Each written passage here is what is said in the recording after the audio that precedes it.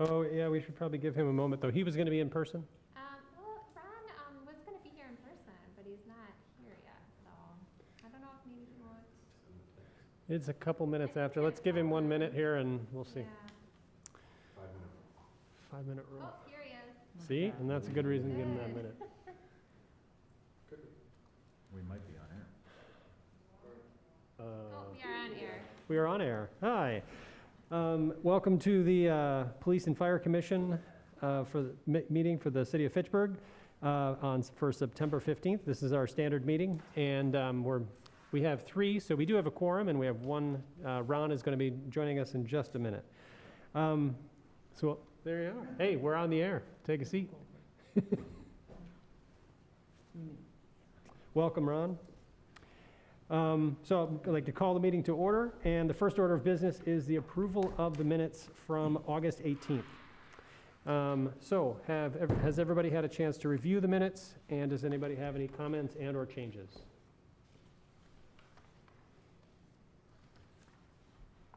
I did review them, and I didn't see anything. They were pretty lengthy, and we actually approved a whole bunch of minutes during that. But I didn't see anything that needed to be modified. But we can just take a minute to review.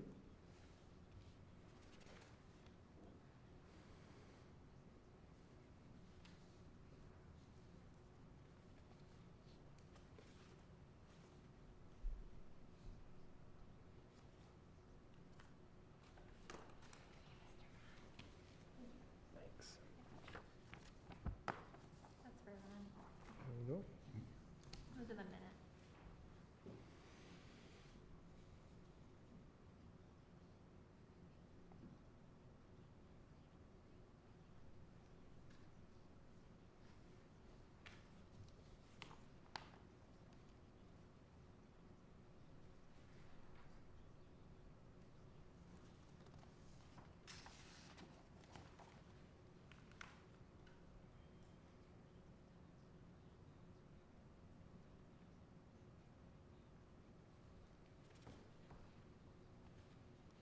Any comments? Concerns? Okay, do we have a motion to approve? I'll move to approve the minutes as proposed. Second? And all in favor of approving the minutes from August 18th, raise your hand and say aye. Aye. And so moved. Next order of business is public appearances or non-agenda items. I don't see any public appearances, any non-agenda items from anybody? Okay. Next order of business is a report from the police department. Chief Leahy. Sure. You can bring that up on the screen, Sarah. Oh, that would be great, actually. For us old guys with bad eyes, that's good. Thank you.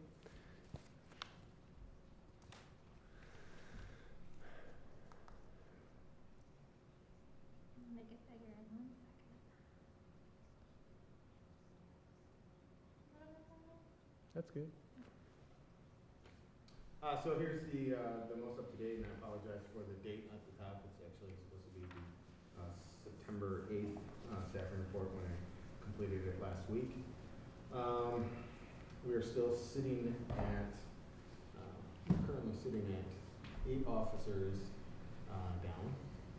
However, we did receive information today that one of our officers that's on restricted duty got the all clear, so they'll be able to come back and get back into field training where they were when they at the same time this time last year. So that'd be good to get that officer back, which would bring our number back up to 7 unfilled positions. And as you can see, there's a vacancy in the officer column. We'll talk about that a little later. Any questions on these numbers?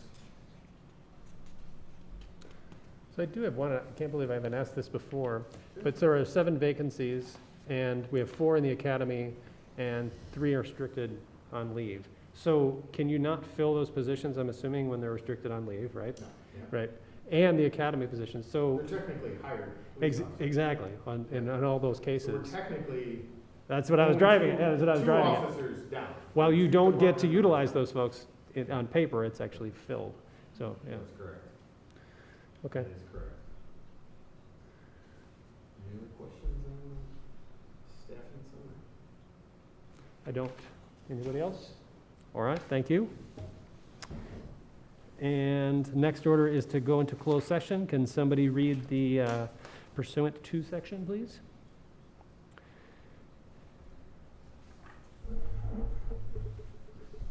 I'll move pursuant to section 19.85, subsection 1, subsection C, Wisconsin statutes, that the commission move into closed session for the purpose of considering employment, promotion, compensation, or performance evaluation of any public employee over which the governmental body has jurisdiction or exercises responsibility, more specifically, to notice the commission of a police officer resignation. All right. Do we have a second to move into closed session? A second. Very good. All in favor of moving into closed session, raise your hand and say aye. Aye. And closed session it is. Welcome back. We're out of closed session. And are there any motions coming out of closed session? Yes. I move that the Fitchburg Fire and Police Commission acknowledge the resignation of Officer Megan Paskey. And I second that motion. All in favor, raise your hand and say aye. Aye. All right. Next order of business is report from fire department. All right, you have the activity report in front of you. Our numbers have been going up over the course of the summer, just from a response perspective. Also, it's typically during these months that we're able to get out and do inspections, so those numbers are consistent with what we see this time of year. As far as vacancies, we have no vacancies for career staff, and our paid on premises, paid on call staff is at the levels that we typically see, which is low. What we're also noticing right now from a recruitment perspective is over the past 5 years, each recruitment cycle has been increasingly getting a little bit lower. And I can probably address this a number of different ways, but one of which just sort of comes across as being some of the more predominant reasons has to do with how much time somebody is actually able to commit. We typically require our firefighters not only to go through a training period, they do a ride-along period, but then they have to staff the seats so often, and they also have to attend trainings. So with our younger firefighters that want to make this a career, this is a natural step. For those that maybe just want to make this a volunteer effort or a community effort, neighbor helping neighbor type thing, it tends to be a commitment that some just don't necessarily have the time for. We're pretty grateful to have some that have quite a number of years underneath them, but I just ran the numbers, and our median mode is 2, 3, and 4. So typically we don't see more than 4 years of service out of our firefighters on the paid on premises side. Career side, we have a tendency of keeping them, but we have transitions of people actually moving out of the fire department as they get full-time jobs or as they take on additional commitments, and sometimes that's things like family. So it actually encouraged a letter to the city administrator and the mayor, just trying to have a discussion about what next steps look like. Because we absolutely have to consider what our general makeup looks like as far as the percentage of career versus paid on premises employees that we have. If we're looking at it realistically, with a growing municipality, a growing department, we absolutely have to be able to address that initial response, and that's going to require us to be able to staff those positions. So if I'm planning for 5 years out, I need to have those discussions now. I'm fully aware of the fact that a municipality is bound by things like levy limit, and we can't make drastic adjustments with personnel all at once. So it's worth the discussion to be able to identify, okay, if we're going to put together a staffing plan, that staffing plan needs to be realistic. I can't just put numbers on a piece of paper that signify best practices. I need to know what's actually fundable. So those are things that as a growing community, we absolutely have to address across the board. And that's not just fire. I mean, you guys are obviously responsible for police and fire. But you know, we've had discussions in the past as far as Department of Public Works, engineering, everybody is going to have to make adjustments. And typically, we don't get any less busy as a result of an increase in population and activity. So that's just a heads up. I'd be happy to share more information, but I am trying to do things like address a couple of things like addressing recruitment and retention, how we can predict and project what that's going to look like based on previous activity, how we develop and find talent-based workforce, not just talent-based, but also a diverse workforce that resembles that talent. Leadership and supervision. I mean, these are all things that we not only have to look at internally, but throughout the area. So what are comparables doing, especially those departments and those municipalities that look a lot like Fitchburg? So, I mean, those are just a few things that we've been talking about, and you guys just need to be aware of because of the fact that it will have an impact on how we reach out in the future. As far as a couple of personnel notes, our new recruits, we here's another sign of the times. We started out with 7 recruits that we had offered positions to, and we ended up with 2 that were able to get through their minimum skills. So good for those 2, and it does help us out, but not at the levels that we were hoping. So we'll have 2 people that are doing their ride-alongs. They've completed their minimum skills, and then as soon as they're done with the 50-hour ride-along, they will be counted for staffing. We worked with the police department on the Latino Youth Academy, which Matt can speak to as far as how successful that was. We participated in 1 day. How many days were you guys participating? It was a week long. It was a week-long program, and we had them for 1 day. But it's a great program that brings kids in from around the community, both Madison and Fitchburg, and exposes them to things in public safety that they don't typically have that exposure. We're going to be doing 2 open houses this year instead of 1 at Fire Station 1. It'll be more or less a show and tell, and we're looking at our Healthy Neighborhoods initiative as far as some of the communities that don't typically make it to the firehouse during open house. So we're going to be going to Hugo Jamestown and to Nine Springs, and on the October 13th and 20th from 5 o'clock to 7 o'clock, we'll be doing a show and tell in those 2 neighborhoods.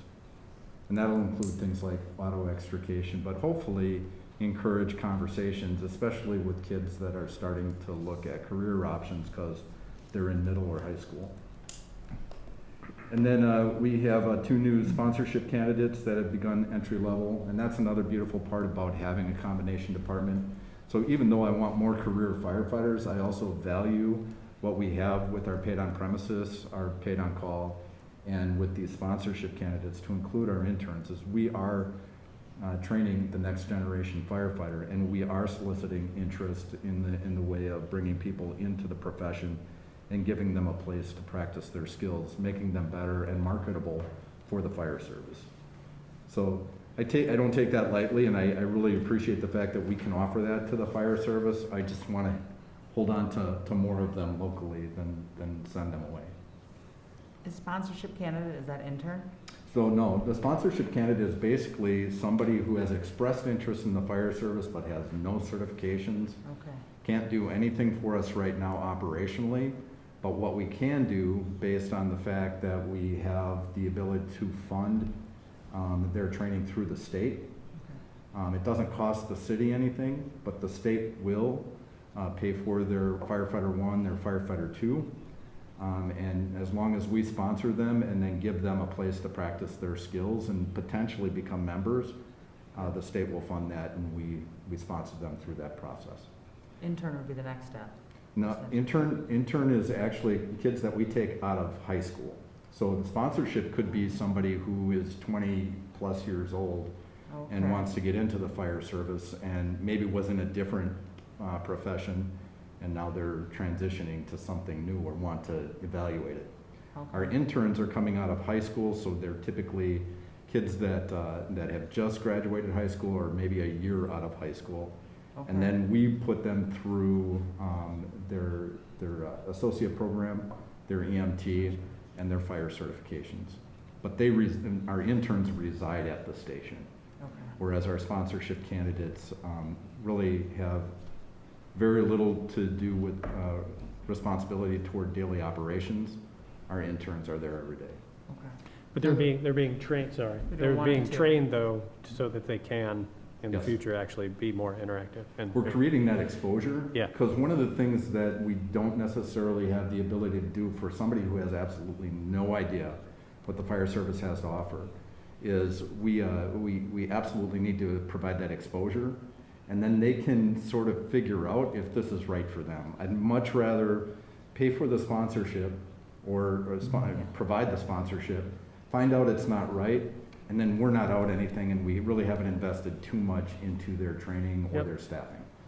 Now, Oh, sorry. somebody who's already been trained and been through this stuff and has an idea of what they're getting themselves into, those are the people that we look to hire either as a paid on premises, paid on call, or a career firefighter. And those are people that can staff those positions nearly immediately. Chief, and when you work in high schools, do they still have Explorer programs? So we do have an Explore program. The Explore program has been on hiatus since the beginning of COVID. Of course. And it's because some of the kids just haven't had the opportunity to get vaccinated or have that option. Oh, yeah. So For we've sure. been holding off on that until vaccinations are an option for 12 and up. Yeah. What age are your, Typically right Explore into high program. school. So what is it? high school, so right High around school? 14 is when Okay. they start getting involved for Explorers. And Verona specifically, is that part of the Exploration Academy? Do you know? I don't know. So they have a separate school in Verona, like a charter, it's not a charter school truly, but Mhm. they have a separate school called Exploration Academy. And they're, so you go there and you essentially, you focus in high school on a discipline that you want to do. So there's theater, there's music, there's things like that. So you have to take some general ed classes, but you really do focus on that. It's probably worth exploring with them to see if, I see where you went there, Yeah. exploring with them. but it may be worth exploring with them to do that. No, I would agree, and actually, that's been one of the things that's been a little bit tough, is I've been out, I know I've been to Madison West already. I've had feelers out to Verona, but to get guidance counselors to engage. There's a number of things that guidance counselors are responsible for, but I do think that with their help, we would have much greater success in steering kids in areas that they're interested in. Another thing that I'm looking into is Underwriters Laboratories offers, and it's sort of like an Explorer lab as well, but it allows firefighters to provide science-based curriculum that follows along with the state, the state curriculum for science, and I forget what that curriculum is, but it's something that's already been vetted. It's something that follows along with the things that they have to get in within a year, but it follows along with things like fire investigation, fire science, extinguishment, and firefighters teach it, so you have that exposure, and that's at middle school. So we start having those discussions with kids who are trying to figure it out. All right. The open houses, so they're only gonna be mobile this year? Yes. Two, just mobile, no official open houses. Okay, and then back onto the recruitment thing. Are you doing universities or sports teams, like going there? Yes. Yep, I good. actually reached out to the Title IX athletic director at UW. Yes, I also, my daughter just moved into St. Norbert. I talked to their Title IX, their guidance counselor, whatever her position is, and Okay. she's gonna put me in contact with somebody at Edgewood. great. So, Yeah. I think the coaches, I think a lot of coaches are looking for community community-based, programs or something, and that would be an option to just come, we'll bring the fire truck to you guys and kind of show you what we do. I So think you- that's something that people don't even, You probably read my thesis, right? But part of that actually talked about, part of that talked about reaching out to athletic directors in high school, in college. And the reason being is because a lot of high school athletes are not going to get full ride scholarships Right. into college. A lot of college athletes are not going to make it professional. right, And that's multiplied on the women's side of sports. yeah. So with that, to be able to reach out and say, hey, you exhibit the types of qualities that we're looking for in public safety, teamwork. You know the value behind practicing skills, the individual contribution to a group effort. I mean, those are all things that we can benefit from that they've already learned and they've already exhibited a certain skill set in. Do you know Wisconsin has a professional women's basketball team? Wisconsin Glow. Wisconsin what? Wisconsin Glow, GLO. Did not know One of that. our employees she went to Nebraska and she's there now, and I said, we're not keeping her long. I said, Nate, we're not keeping her. She's gonna go on to play professional, or I'm gonna tell her to go be a firefighter. She is very. Send her this way. Yeah, so that's, Wisconsin Glow is another thing I think a lot of people just don't consider because they've never been presented with it, so that's a great. No, I absolutely think that those are two areas that would make a whole lot of sense based on the fact that we're probably, I mean, police and fire are probably as close as you're gonna get to professional athletes. Absolutely, yeah, that camaraderie and that sense of teamwork and, yeah, goals, accomplishing goals and tasks, yeah, Mhm. awesome. No, that's exciting, that's good. I think more people are open to letting you guys come and show what we have, so, great. Absolutely need to take advantage of that. All right. Other, yeah. go Just ahead. off the cuff question, you guys lending any support to what's going on out west? We don't typically, we don't have the wildfire training. The Wisconsin State DNR and U.S. Wildlife, they will, Fish and Wildlife, they'll provide support. So Wisconsin is there, and sometimes the National Guard will, but not our local fire departments. I just saw a documentary on the city of Paradise. It's a completely different type of firefighting. I would imagine. All right. Any other questions? No? Can I go back to the police report, the staffing one? I just wanted to follow up on that. I know it's off, but I don't wanna. Were we able to get the forced OT up? I know we talked about that the last meeting. Yeah, so Is that- I have some tentative numbers, and actually, it's good that you brought it up. I do have the staffing reports from, I think this is important to provide a little bit of context behind this, like we stated before.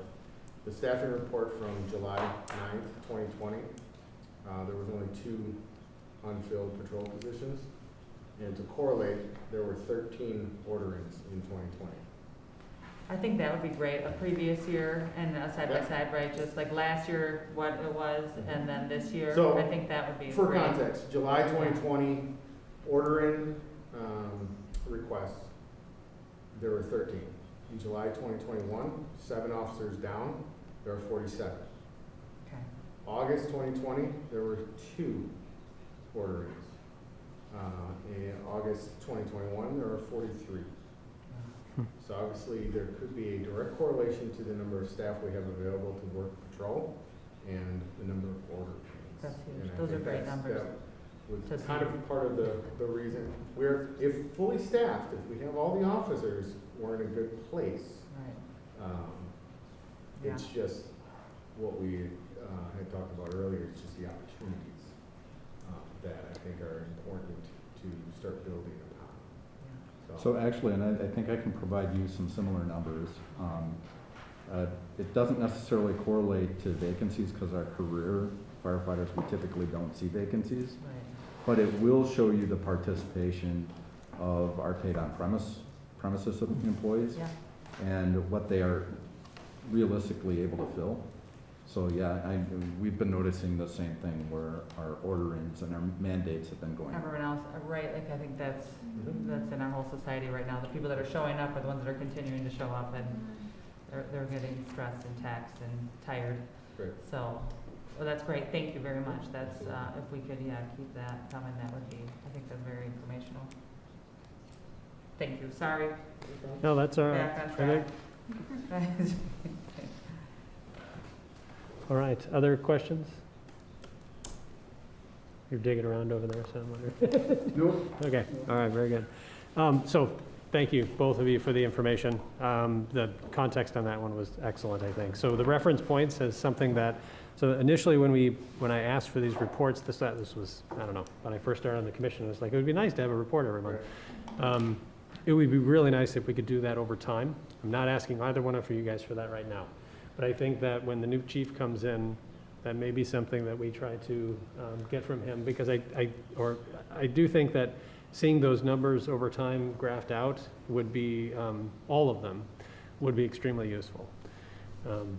Because snapshots are great, but like you had just said, that context and comparing them is really what brings, I think, meaning to the stuff. So, okay, if there's no other questions, thank you for that.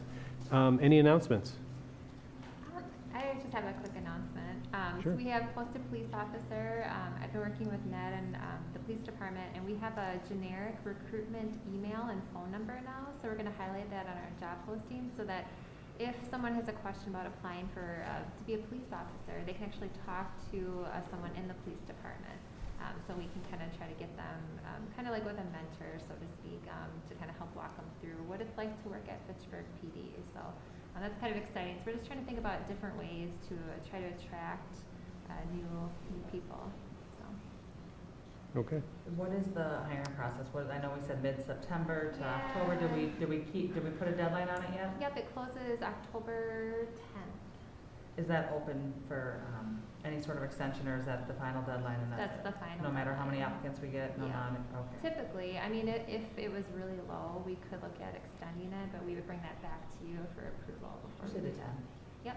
We have Ned created a new flyer too. It's a really nice flyer of the police officer opportunity. So I could send it to you, and if you want to just pass it around, share it with people, anyone that That'd be might be great. interested. Yeah, by all means, send it to us. Thank you. Yeah, of course. That'd be good. We passed September 11th in the interim of our meeting, so thank you to you both and to all the staff and everyone associated with the departments for everything you do the last 20 years and before, and everything going forward. Thank you. I actually, that was part of my announcement, was the observance that we had at Station 1. The police and fire honor guard participated. It is on Fact TV, or it's on YouTube, or their channel. It's 20 minutes long. It's exactly how long we wanted it to be. We didn't want it long and drawn out, but we did want to take the time to recognize the anniversary year. One other note that I have is that on October 5th, it's a Tuesday, we're looking at doing our pinning, awards, and 50th anniversary.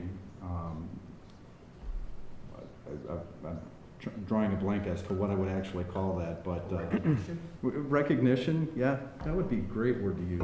Thank you, Matt. We'll do the recognition on the 5th. We will send something out. I just wanted to give you a heads up. You're more than welcome to attend. That one will take a little bit longer than 20 minutes. We had initially intended that to be broken up into at least 2 different recognitions.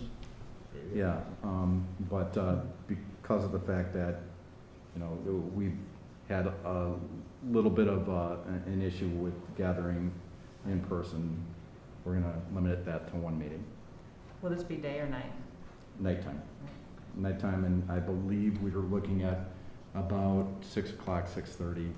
That's good. The next No, that'd be question. great. Let us know, because I know it was kind of short notice for the September 11th observance, and I know you had put that out to us, and it was too short of a notice. I would have liked to. I like to know about that stuff too, and I try and stay in the loop. But always, if there's ever anything that you think is pertinent for us to be a part of or be there, feel free to send it to Sarah and then we can get it.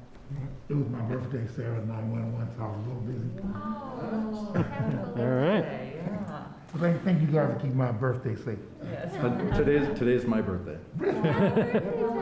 Happy birthday. Virgo. Yes. And then if one or more of you would like to speak at that recognition, please just let me know. Okay. We'll provide that opportunity. 2-minute time frame. Right, Yeah. 30 seconds. Be brief, be serious. Less, 2 or less, right? All right, thank you for those. Any other announcements? All right, very good. If there's nothing else, thanks for everybody, and thanks for your time. And motion to adjourn, I'll move to adjourn. A second?